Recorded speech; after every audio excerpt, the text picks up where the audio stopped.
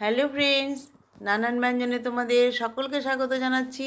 যারা দূরে আছো কাছে আছো সবাইকে।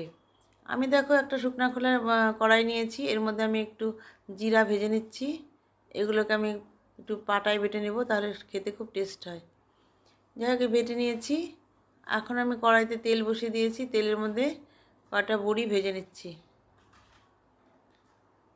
ভেজে নিয়ে এখন এগুলোকে আমি উঠিয়ে নেব।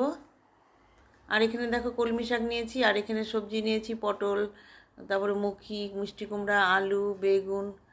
আর এখন আমি কড়াইতে তেলের মধ্যে দুটো শুকনো লঙ্কা আর রসুন ফোড়ন দিয়ে নিলাম।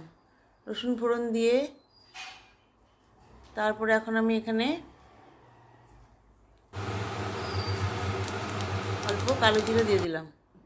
কালো জিরাটা ফোড়ন দিয়ে এখন আমি এর মধ্যে সবজিগুলোকে দিয়ে দেবো। সবজিগুলোকে দিয়ে দিয়েছি, দিয়ে এর মধ্যে একটু লবণ আর একটু হলুদ দিয়ে দেবো। দিয়ে দিলাম, দিয়ে এখন এগুলোকে একটু ভেজে নিচ্ছি।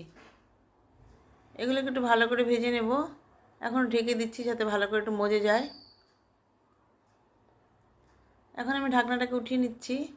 দেখো কিছুটা মজে গেছে। এখন আর একটু ভালো করে ভেজে নেব।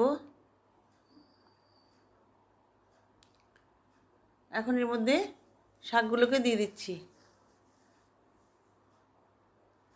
শাকগুলোকে দিয়ে এখন ভালো করে একটু মিশিয়ে নিচ্ছি সবজির সাথে। পরে আমি এখানে একটু অল্প লবণ দিয়েছিলাম, সেটা স্কিপ হয়ে গেছে। এখন দেখো সবজিগুলো অনেকটা জল বেরিয়ে গেছে। শাকের মধ্যে অনেকটা জল থাকে। এখন এটাকে আমি ভালো করে একটু মিশিয়ে নিচ্ছি, কারণ সবজিগুলো আর একটু সিদ্ধ হবে, শাকের মধ্যে যে ডাঁটাগুলো সেগুলো একটু সিদ্ধ হবে। এইভাবে মিশিয়ে নিয়ে এখন এর মধ্যে আমি যে জিরাটা বেটে রেখেছিলাম সেটা দিয়ে দিলাম, ভাজা জিরাটা দিয়ে ভালো করে মিশিয়ে নিচ্ছি। মিশিয়ে নিয়ে এখন এর মধ্যে ডালের বড়িগুলো দিয়ে দেব। ডালের বড়িগুলো দিয়ে দিচ্ছি। দিয়ে এখন ভালো করে একটু মিশিয়ে নিয়ে, বন্ধুরা যারা তোমরা দূর থেকে দেখছো প্লিজ একটু কমেন্টস করে ও সাবস্ক্রাইব করে একবারে পাশে আসবে, এবং আমিও পরে তোমাদের কাছে যাব।